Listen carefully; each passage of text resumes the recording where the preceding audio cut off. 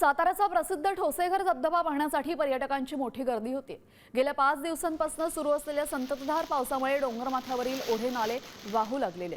दोन्ही धबधबे पूर्ण क्षमतेने कोसळत असून निसर्गाचे हे मनमोहक रूप अनुभवण्यासाठी शनिवार आणि रविवार पर्यटकांची पावलं ठोसेघरकडे वळत आहेत। संपूर्ण परिसर पर्यटकांच्या गर्दीने आणि उत्साहाने गजबजून गेलाय। थेट त्याच ठिकाणाहून आढावा घेतलेला आहे आमचे प्रतिनिधी ओंकार कदम यांनी। पाहूया। महाराष्ट्राच्या पर्यटनाचा केंद्रबिंदू असणाऱ्या सातारा जिल्ह्यामध्ये आता निसर्गानं मुक्त असताना उधळण केलेली ठिकाणं सुरू होण्यास सुरुवात झालेली आहे। आपण आता उभे आहोत हा सातारा जिल्ह्यातील ठोसेघरचा धबधबा आहे आणि या ठोसेघरच्या धबधब्यामध्ये आपण पाहतोय की या धबधब्याचं रौद्र रूप आपल्याला पाहायला मिळतंय।